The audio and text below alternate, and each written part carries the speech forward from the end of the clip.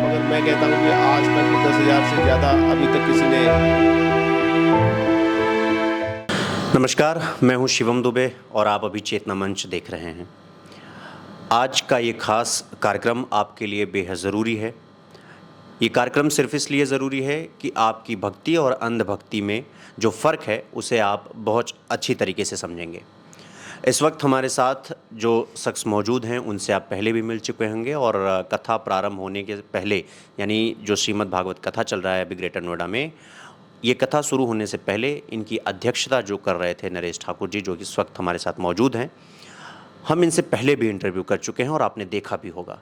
आज हम इनके साथ फिर से इंटरव्यू करने वाले हैं इनका, और इनसे बातचीत करने वाले हैं कई अहम मुद्दों पर, कई अहम सवालों पर जो आपके लिए जानना बेहद ज़रूरी है। चलिए आप लोग सुनिए इस बात को, हम आपको क्या बताने वाले हैं और क्या आपका डाउट आज क्लियर होगा, ये जानना आपके लिए बहुत ज़रूरी है।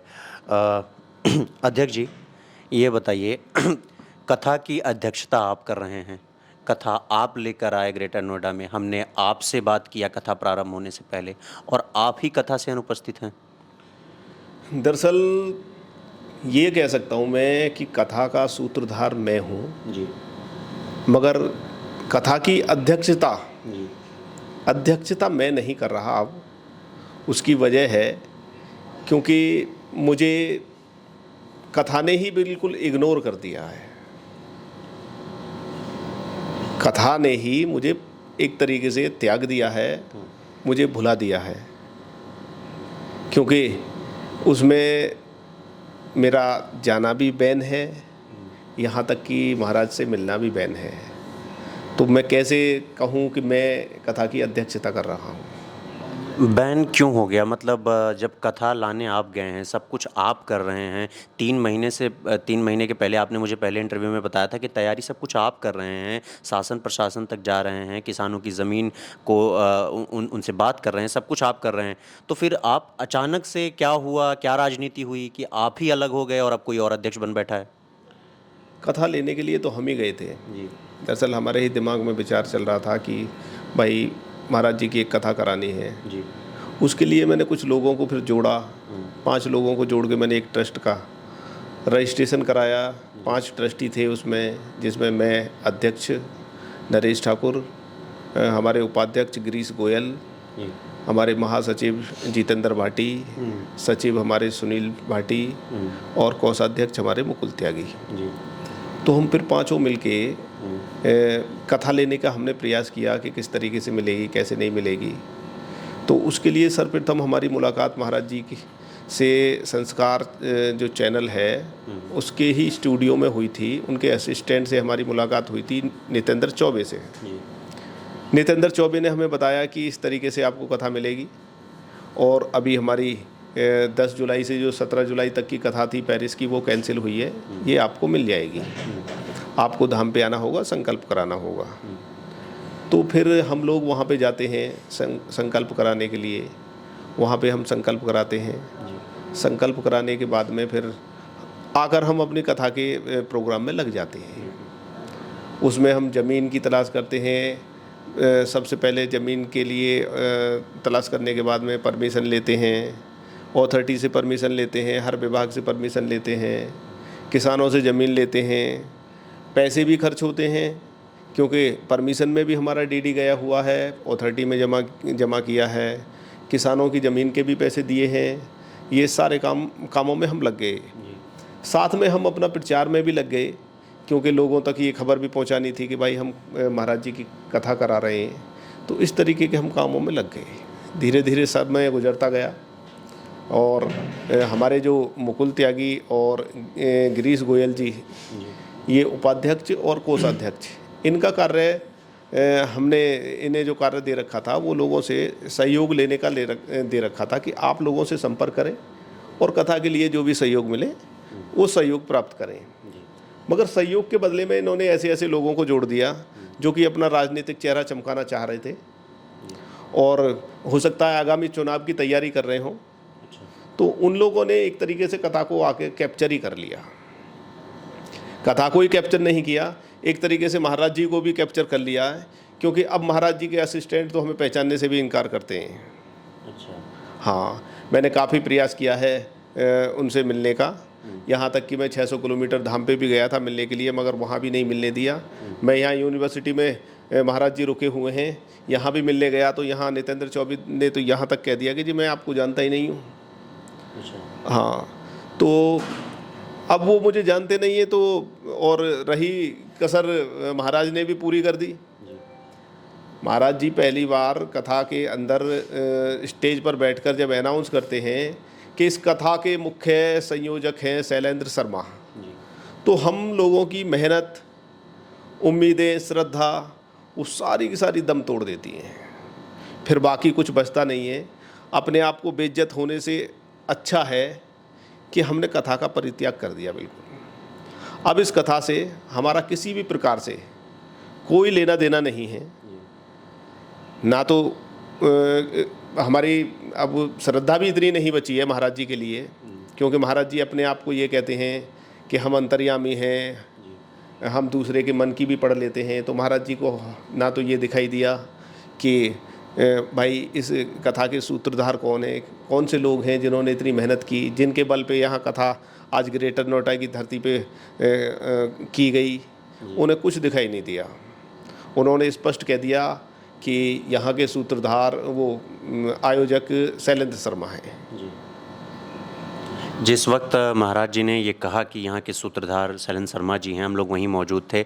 चूँकि हम कथा से पहले आपका इंटरव्यू कर चुके थे, इसलिए हम भी बहुत हतप्रभ थे कि अचानक से इस तरीके से रातों रात अध्यक्षता और सूत्रधार सब कुछ बदल जाना, कहीं ये महाराज जी के संज्ञान में ये बातें नहीं हैं या आप इससे दूरी बना रहे हैं? क्या कुछ हुआ? मतलब कि क्या महाराज जी को ये नहीं पता है कि सब कुछ आप ही किए हैं, तो अब कौन ये सब हाईजैक कर रहा है? ये सब उनको नहीं पता ये सब? ये मैं कह नहीं सकता। अगर मैं महाराज जी से मिला होता तो मैं उनसे पूछ लेता कि क्या आपको पता है जी क्या हो रहा है, क्या नहीं हो रहा है। मगर मुझे लगता है कि महाराज जी भी अपने असिस्टेंट, अपने सेवादारों के कहने में ही चलते हैं, क्योंकि उन्हें हकीकत का कुछ पता है ही नहीं। अच्छा। भंडारे के लिए महाराज जी अपना स्टेज पे औरों के कहने में आकर कहते हैं या खुद देखकर कहते हैं कि 2 लाख लोग हर रोज़ भंडारा का सेवन कर रहे हैं। मगर मैं कहता हूं कि आज तक 10,000 से ज़्यादा अभी तक किसी ने मतलब इतने लोगों ने कभी वहाँ सेवन किया ही नहीं है। तो ये बातें झूठी हैं। हो सकता है कि महाराज जी अपने आप को ही इन बातों को कहकर झूठा साबित कर रहे हों। अध्यक्ष जी, मेरा सवाल ये है कि कथा लेने से लेके और आज तक क्या आपकी कभी बाबा जी से मुलाकात हुई या नहीं? बहुत प्रयास किया मैंने महाराज जी से मिलने का, मगर मुझे कभी नहीं मिलने दिया। जी। हो सकता है कि ये षड्यंत्र हो, कि जिन लोगों ने ऐसा किया है, कथा को, मेरी पूरी मेहनत को जो कैप्चर किया है, उन लोगों की ये प्लानिंग पहले से ही सेट हो कि इन्हें मिलने नहीं दिया जाए, तो मुझे मिलने नहीं दिया कहीं पे। मेरी तो कथा में भी एंट्री उन्होंने बंद करा दी।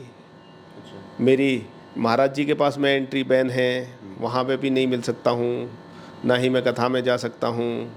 तो फिर कथा के पहले दिन ही मैंने प्रशासन को भी लिख के दिया कि कथा में अगर कोई अप्रिय घटना हो जाती है तो उसका जिम्मेदार कौन होगा, क्योंकि आपने परमिशन मेरे नाम से की है, मेरी ट्रस्ट के नाम से की है। उसके बाद में दिव्य दरबार भी हुआ, उसमें भी ऐसी घटना घटी जो कि मैंने मीडिया पे देखी थी कि एक व्यक्ति एक महिला को उठाकर फेंक रहा है, जिसे देखकर बड़ा ही दुख हुआ। और जब उसकी पहचान की गई तो वो हमारी ट्रस्ट का ही कोषाध्यक्ष मुकुल त्यागी, उसे तत्काल हमने निष्कासित किया और प्रशासन से यही उम्मीद करते हैं कि उस व्यक्ति को उचित सज़ा मिले। अध्यक्ष जी, क्योंकि सब कुछ आप किए थे, हालांकि आज आप नहीं हैं इन सब चीज़ों में, मौजूद नहीं हैं अब, क्योंकि आपको बाहर निकाल दिया गया है षड्यंत्र करके। तो मैं आपसे बस इतना जानना चाहता हूं कि जब सब कुछ आपने किया, इतना सब कुछ करना कोई आसान बात तो कतई नहीं हो सकता है, क्योंकि हमने देखा है वहाँ पे आपका संघर्ष। तो आपका अंदाजन, हालांकि ये आपसे पूछना ज़रूरी तो नहीं, लेकिन मैं पूछता इसलिए हूँ क्योंकि जानना ज़रूरी है, आपका अंदाजन कितना पैसा खर्च हुआ होगा इन सब कार्यक्रमों में को जुटाने में, सब कुछ करने में? इसमें हमारा समथिंग 80 से 85 लाख रुपए मेरा लगा, अच्छा जिसमें 50 लाख रुपए का मैंने कर्जा लिया अच्छा और बाकी अपना मित्रों से लेकर इस तरीके से सहयोग से हमने वो लगाया। अब आप आगे क्या करेंगे अध्यक्ष जी, क्योंकि सब कुछ तो आपका डूब ही गया एक तरीके से। अब आप क्या कार्रवाई करेंगे या आपका अगला कदम क्या होगा? मैं कर क्या सकता हूँ? आप लोगों को क्या लगता है कि मैं कुछ कर सकता हूँ?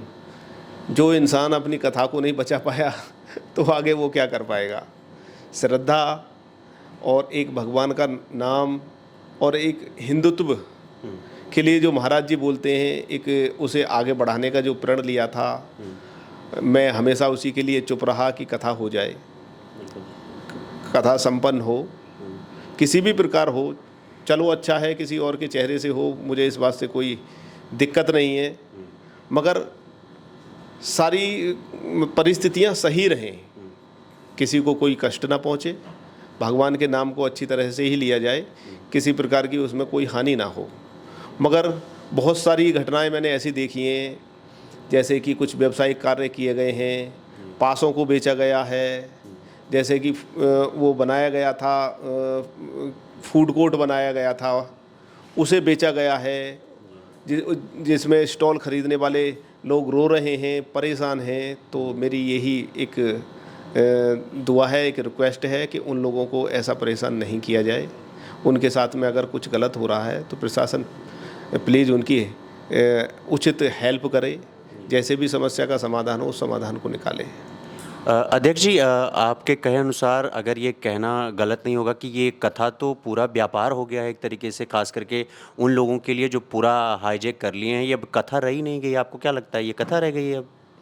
व्यापार के ऊपर तो मेरा एक ही सवाल रहेगा जी कि जिस समय मैं कथा का संकल्प करा के लेके आया था जी और उस समय महाराज जी स्टेज पर आते हैं, जी तो संकल्प जब हमारे नाम था तो महाराज जी को आयोजक भी तो हमारा ही मतलब हमारे नाम से ही पुकारा जाना चाहिए था। बिल्कुल। जब महाराज जी बदल सकते हैं तो व्यापार के लिए क्या मना किया जा सकता है? पैसे का दौर है, कुछ भी संभव है।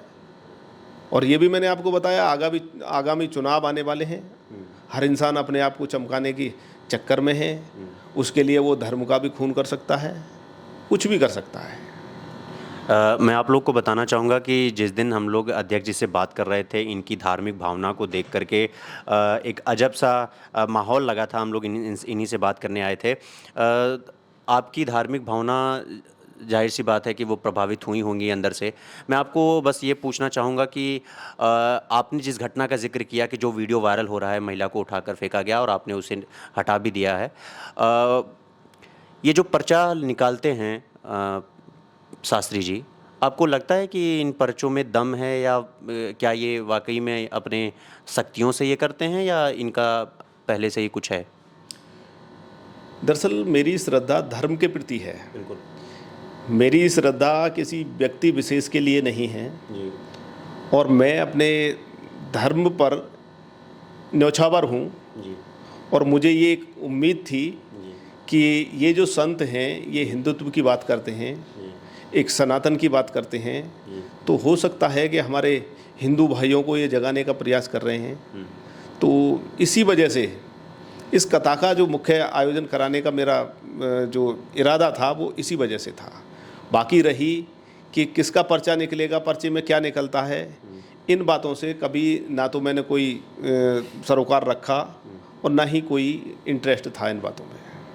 नहीं, मतलब आपको लगता है ऐसा होता होगा? सच बात है ये सब पर्चा जो निकालते हैं महाराज जी और बताते हैं कि ऐसा हुआ था, ऐसा होगा, ऐसा नहीं होगा, क्योंकि जिन महाराज जी को ये नहीं पता है कि आगे जो महिला फेंकी जा रही है उसका सर फट गया है, जिन महाराज जी को ये नहीं पता कि जो महिला बेहोश हो रही है उसके मुंह से ब्लड आ रहा है, ये बाकी महिलाओं को बुला करके उनका भविष्य बता देते हैं। एक हनुमान जी के भक्त होने के नाते आप क्या कहेंगे, ये सब सच है? पर्चे के विषय में मैं क्या सवाल करूंगा? मैं तो ये एक सवाल यही पर कर सकता हूँ कि महाराज जी अगर आप अंतर्यामी हैं तो आपको आपकी कथा के सूत्रधार का पता नहीं चला?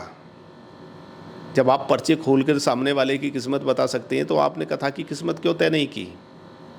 तो इससे ज़्यादा और मैं क्या शक पैदा कर सकता हूँ? और कुछ आप कहना चाहेंगे? मैं बाकी यही कहना चाहूँगा कि ये भगवान के नाम का काम है, कृपया इसे इसी तरीके से पूर्ण करें, किसी भी प्रकार की इसमें किसी को क्षति ना पहुँचे। और बाकी जो लायबिलिटी प्रशासन ने मुझे दी थी, अब मेरे हाथ में ना तो कथा है और ना ही मैं चाहता हूँ कि कोई लायबिलिटी मेरे ऊपर रहे। मैंने किसी से दान, चंदा, कोई रसीद, किसी प्रकार की कोई उगाही किसी से नहीं ली है। किसी भी प्रकार का मैंने किसी से कोई ऐसा धन नहीं उगाया है। अगर किसी से लिया हो तो वो आकर मुझसे ले सकता है। बाकी मेरा किसी भी प्रकार से इस कथा में अब कोई भी संबंध नहीं है, बिल्कुल भी। आप लोग देख सकते हैं कि आज अध्यक्ष जी से बात करने का, इनकी राय जानने का मेरा मकसद सिर्फ इतना था कि आपको भक्ति करनी है, अंधभक्ति नहीं करनी है, श्रद्धा करना है, अंधश्रद्धा नहीं फॉलो करना है। आपको बस ये ध्यान देना है कि आपको धर्म की राह पर कौन ले जा रहा है और कौन धर्म का नाम लेकर व्यापार कर रहा है, बस आपको यही जानना बहुत ज़रूरी है। और जिस दिन आप ये जान जाएंगे उस दिन आप सही परमात्मा को फॉलो करने लगेंगे और उनको प्राप्त हो जाएंगे। अभी के लिए हम आप सबसे इजाज़त लेंगे। आप सब अपना बहुत ख्याल रखिए। देखते रहिए चेतना मंच। धन्यवाद।